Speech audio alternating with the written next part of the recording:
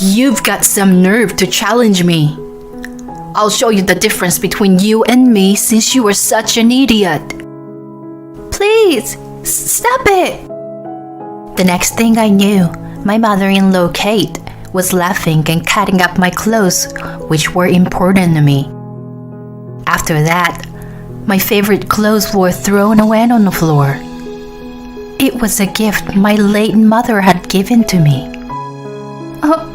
Oh my God. My name is Kim, and I am a 30-year-old housewife. I met my husband Nick through my friends from university years. We met when my friends and I were having a few drinks, and one of my friends invited him over. He then asked me out on several dates, and we began to go out. We got married and lived happily together as a married couple. 2 years after we got married, our son Tim was born, and he is now 4 years old. I thought I would be able to live peacefully while watching my son grow up. But then, an unexpected event made my life a living hell. That event was moving in with my in-laws. One day, we were suddenly forced to move in with my in-laws. But as I recall, originally, my brother-in-law and his wife moved in a few years ago at my parents-in-law's house. Then, to my surprise, I learned that my brother-in-law and his wife had already divorced a few years ago. And my brother-in-law is currently living on his own. Nick also had no idea about that either. And as per my brother-in-law and my parents-in-law, they didn't mention it because we didn't ask any information about that. I thought that a family member should notify such an important news. But since we only saw them at New Year's, they might have planned to tell us when we came to see them then. I didn't have any bad impression about Kate, who was my mother-in-law. Whenever I visited my parents-in-law, even though Kate wasn't too friendly, she didn't nag to me about anything in particular, and she had a pretty straightforward personality. For me, I find it more annoying if she nagged about things in particular, so I was very grateful for the distance she kept with me. Plus, my parents-in-law loved my son, so I didn't think it would be a problem for us to live with them. When I agreed to his idea, Nick was happy and immediately contacted his parents. And in no time at all, we started living together at my parents-in-law's place.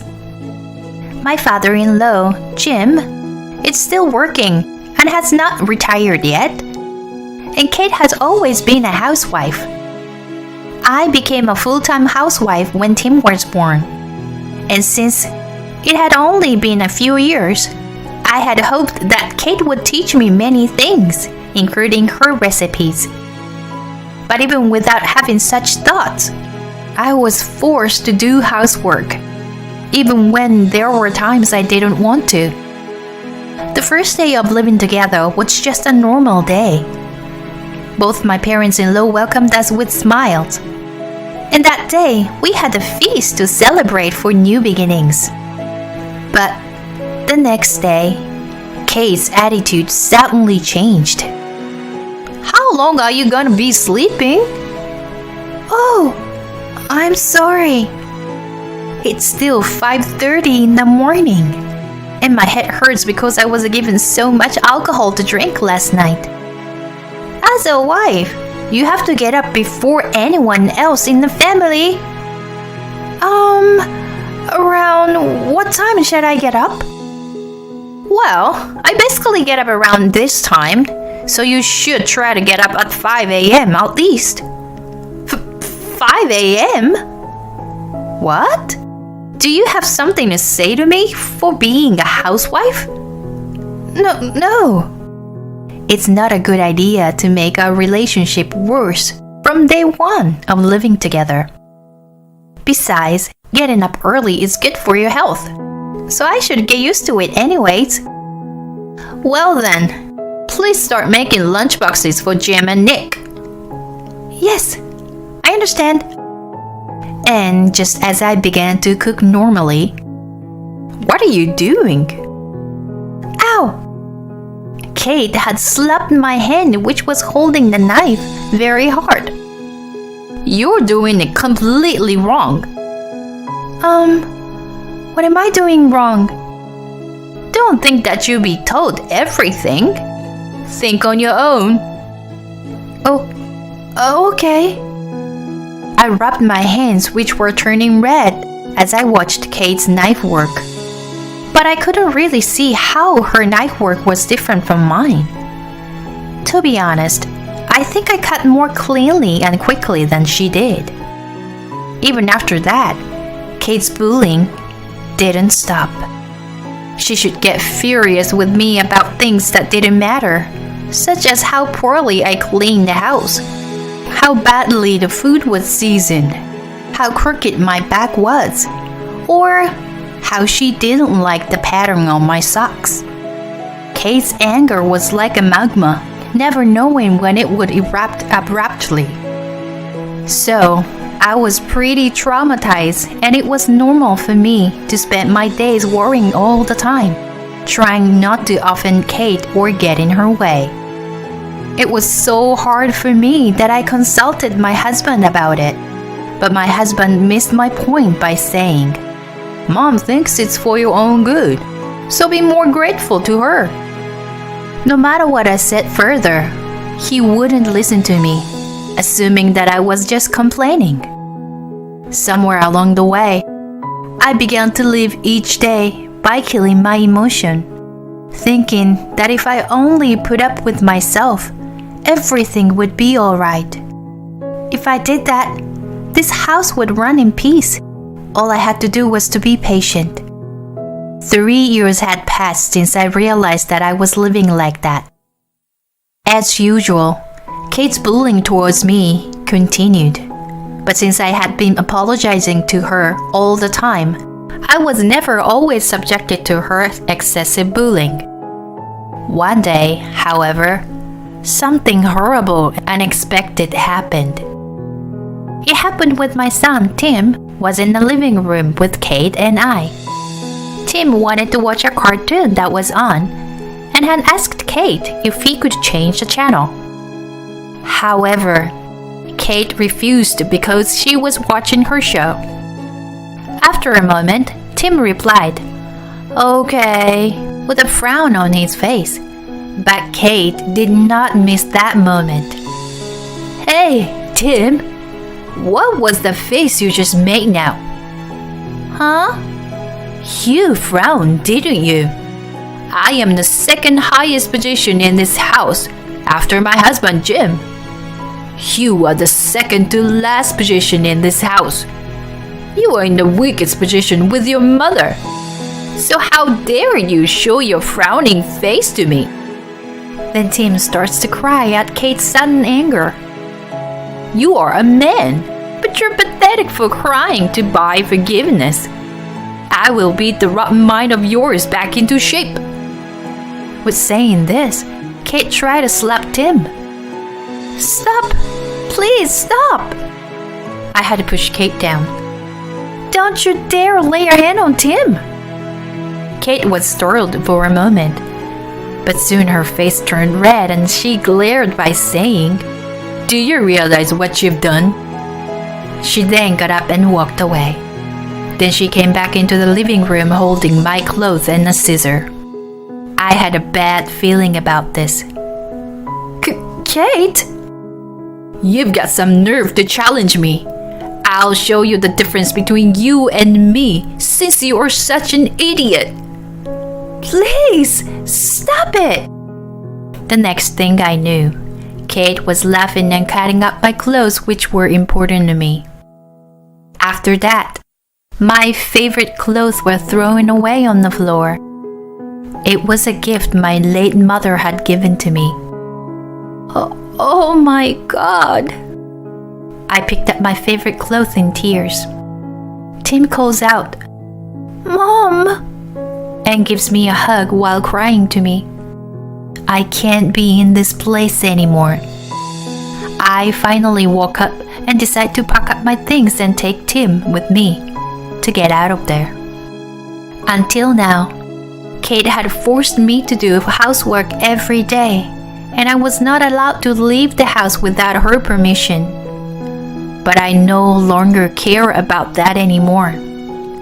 Seeing my chance, I loaded my belongings into the car, told Kate that I was going shopping to the supermarket with Tim, and drove to my parents' house. My dad Sean, my brother Jeremy, and his wife Gwen lives together. My mom passed away about 10 years ago due to illness, and the clothes that were cut up by Kate were my favorite clothes that my mom had bought me as a gift when I found a job. My mom passed away a month after she gave me the clothes as a gift. So you can imagine how important these clothes are to me. And I can say that they are my favorite memories of my mom. My dad, Jeremy, and Gwen were all immensely upset when they saw the destroyed clothes and heard about all the bullying I had received from Kate. Jeremy told me, "You've endured so much and worked so hard. So, leave the rest to me." Dad also spoke kindly to me and told me that I could take the bath first. It had been years since I had taken the bath first. After the bath, Jeremy and Gwen served dinner to Tim and I. It had been years since I had eaten a home-cooked meal prepared by someone other than myself. I couldn't stop crying. I came to my senses and decided that I would never go back to that house and that I would divorce Nick. As I was finishing dinner, sure enough, Nick called me. "Hey, where are you?" "I'm back at my parents' place." "I won't go back to your parents' place anymore. I also want divorce." "Huh? Divorce? How can you say such a stupid thing?" "You have no idea how badly I have been treated by Kate. I can't take it anymore." "Come on, don't be selfish. Now get back here immediately." Not only did Kate try to slap Tom, but she also cut up my favorite clothes. "What? And you still take Kate's side?" Then Kate seemed to have taken the phone away from Nick, and I heard a tremendous angry voice coming from the phone. "Stop spouting off all kinds of nonsense to Nick and get your ass back here now. I will never allow a divorce or allow for you to ever leave this house. You are my slave for life." "No way. I can no longer live with someone who destroys my favorite clothes." Huh, that was a masterpiece. The look of despair on your face when I was cutting up your favorite clothes. It was priceless. Were they memories of your mother? You were so unworthy, which is why I was able to cut your favorite clothes into pieces. I understood. Very well. Thank you for your confession. Huh? Who are you? I'm Kim's brother. Brother? This has nothing to do with you as an outsider. I'm not an outsider. I'm her family. Kim is my precious sister. I recorded the whole thing. What you just said. Huh? I'll sue you for destruction of property after their divorce is complete. Wait a minute. I will also report about this to Nick's company and Jim's company. What? No, please, don't do that. Then proceed immediately with the divorce between Kim and Nick. Of course, Tim will be taken by Kim, and all the child support will be covered by Nick. No way. If you don't agree to these conditions, I will spread the word to your neighbors that you try to abuse my nephew. Okay, I understand. So please don't do that. Then please tell Nick to come over to this place and have the divorce papers signed. And in no time, Jeremy had Nick promise to divorce me. And a few days later, I waited for Nick at the cafe, and Jeremy also accompanied me. My husband awkwardly came in alone and signed the divorce papers. Well then, we'll file these papers. You won't report this to my company, right? I won't report you or Jim's company. Nick looked relieved as he left the cafe. With this, Nick and I had divorced smoothly. Nick also paid me child support at once. Well, let's begin our real plan then. After this, I filed a lawsuit against Kate for destruction of property and demanded alimony as instructed by Jeremy. And I reported these events to Nick and Jim's company. As a result, both Nick and Jim's career are affected because they are now known as bystanders who only silently watch Kate's unbelievable behavior and doing nothing about it from their co-workers. Nick contacted me saying, "That's not what you promised." But I responded to him, "My brother said he wouldn't report it, but I never said that I wouldn't report it." This was my brother's plan all along. My brother decided that the only way to deal with unreasonable people was to be unreasonable and to thoroughly have Nick and his parents suffer the consequences. Of course, we reported all of Kate's unbelievable behavior to their whole neighbor. As a result, Kate is no longer spoken to by anyone and nobody wants to get involved with her. Whenever Kate walked outside, people in the community spread the word about her to the extent that mothers with their children would move to hide and protect their children. As a result, Kate became completely depressed and withdrawn and doesn't go outside at all. It's a really nice feeling to get back at them. Meanwhile, I have fully returned to my parents' place, began working a new job, and I'm also working hard as a single mother. Back at home, Jeremy and Gwen and my retired father would take care of Tim and support him. Tim is definitely enjoying his life surrounded by his kind aunt and uncle. I really can't thank Jeremy enough for his full support. Next time I have some money saved up, I would like to take my whole family on a trip. Thank you for watching until the end. Please subscribe to our channel. See you in the next video.